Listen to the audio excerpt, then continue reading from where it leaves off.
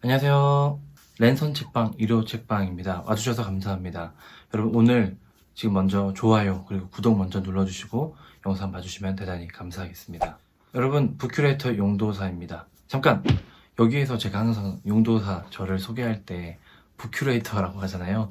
거기에서 큐레이터 도대체 무슨 뜻일까요? 너무 많이 쓰이지만 명확하게 그 개념의 정의를 하지 않는 큐레이션, 큐레이터, 우리 일상 속에 아주 이제 깊이 들어온 개념이라고 할 수 있는데, 오늘은 저 용도사가 부큐레이터라고 스스로를 정의하는 어떤 그런 맥락에 대해서 좀 설명을 들어보실 수 있을 것 같고요.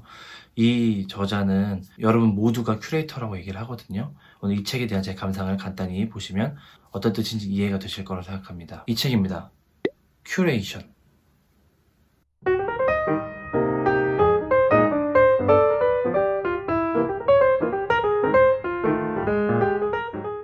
이 책의 지은인 마이클 바스카는 경제학 연구자, 작가, 저널리스트이자 출판인이기도 한데요. 옥스퍼드 대학교 출판부의 옥스퍼드 핸드북의 시리즈 프로젝트 진행을 주도하고 있는 출판인 이제 편집자라고도 할 수 있고, 디지털 퍼블리싱 콘텐츠 기업 카넬로의 이제 대표로도 활동하고 있습니다.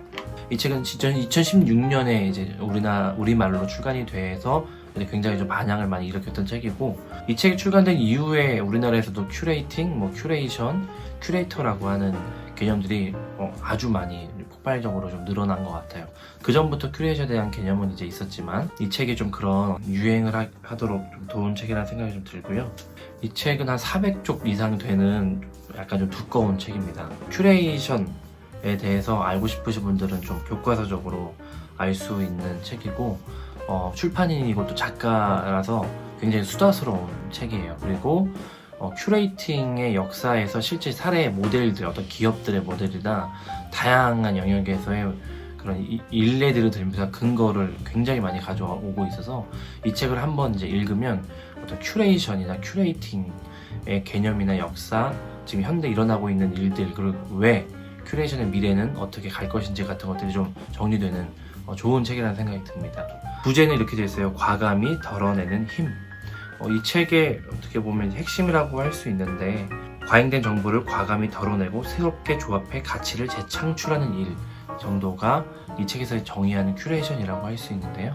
우선 큐레이션의 이제 어원적인 유래는 큐라레라고 하는 라틴어에서 나왔다고 해요. 그 돌봄을 의미한다고 하거든요. 큐레이션은 어떤 돌보면서 그에게 맞는 현대적인 의미에서의 콘텐츠를 제공하는 것이 이제 의미가 좀 그렇게 변화됐다고 생각을 하고요.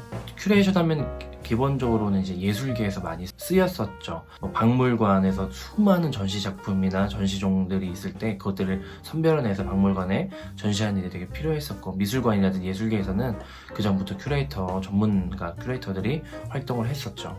그 이후에 지금 이제 현재는 큐레이터라고 하면 저 용도사도 부큐레이터라고 소개를 하고, 영화 큐레이터, 그리고 다양한 방식 예술, 뷰티, 유튜버들도 크리에이터라고 얘기를 하지만 또 큐레이터로도 활동하는 맥락이 있고, 이 저자도 그 부분을 인정합니다. 큐레이션이라고 하는 정의가 굉장히 방대하고 좀 모호하고 지금도 만들어지는 중이라고 얘기를 하고 있거든요. 그래서 개념을 정의하기가 굉장히 쉽지 않지만 이 책에서 내린 정의를 가지고 좀 그림을 그릴 때 좀 잘 이해되는 부분이 있다는 생각이 좀 들었습니다. 책은 총 3부로 구성되어 있는데요. 1부는 왜 덜어내야 하는가, 큐레이션이 왜 필요한가에 대해서 좀 이야기를 하고 있고요. 2부는 어떻게 덜어낼 것인가, 큐레이션의 탄생과 작동 정도를 이야기하고 있고요. 마지막 3부에서는 어디에 적용할 것인가, 그래서 세상, 문화, 인터넷, 비즈니스, 이렇게 마지막에 나 자신의 삶, 일상까지도 이어서 얘기를 좀 하고 있습니다. 큐레이션이 탄생한 계기는 일단 산업화 사회인데요. 산업화 사회에서는 일단 대량 물량 그리고 생산이 처음으로 시작된 사회였기 때문에 일단 만들어내서 찍는 것만으로도 충분한 가치와 의미가 있는 시대였죠. 그런데 여러분 아시겠지만 그런 생산품뿐만이 아니라 정보도 이미 너무나도 넘쳐나잖아요.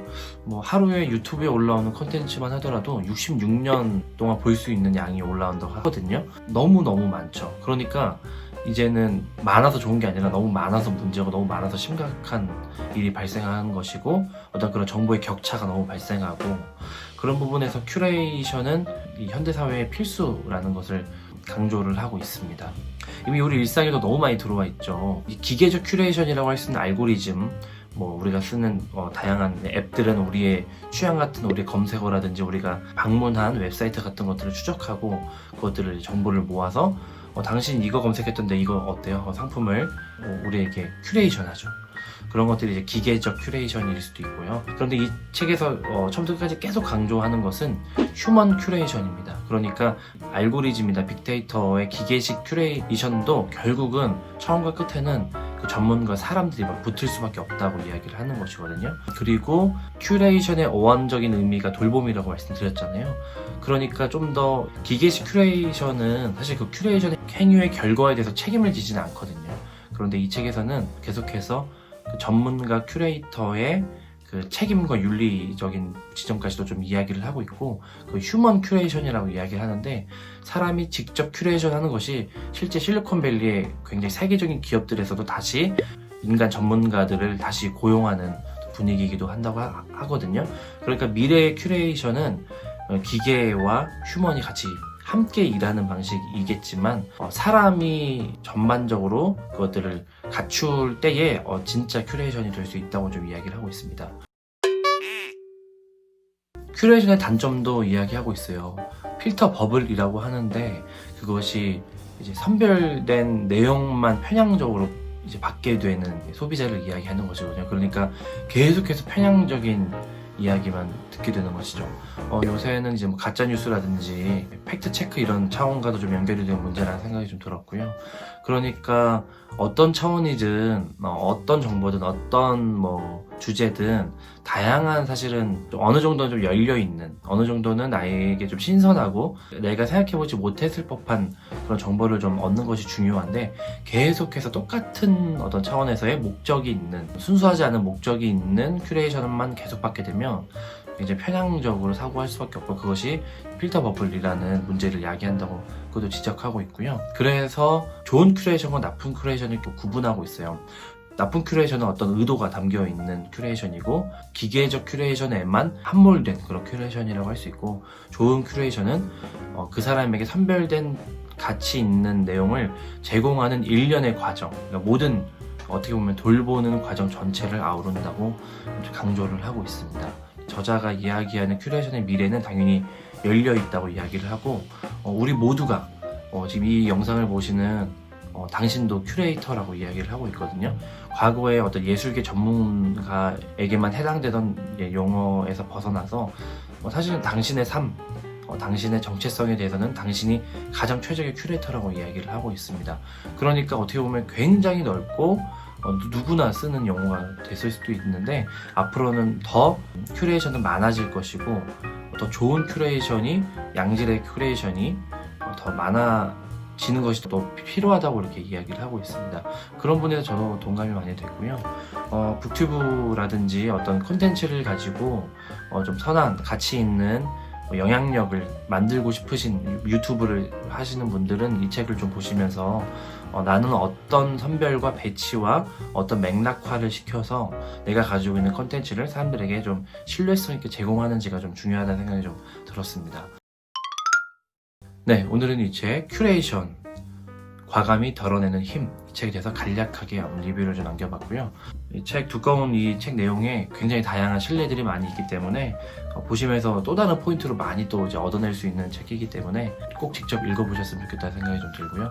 앞으로도 이로책방, 그리고 이로책방에 저를 포함한 큐레이터들과 함께 계속해서 이 좋은, 그리고 조금은 여러분에게 뭐 편향적이거나 어떤 목적 있는 것이 아니라 정말 말 그대로 좀 살아있는, 그리고 경험과 경험이 서로 연결되는 그런 좋은 콘텐츠와 책 소개로 찾아오도록 하겠습니다.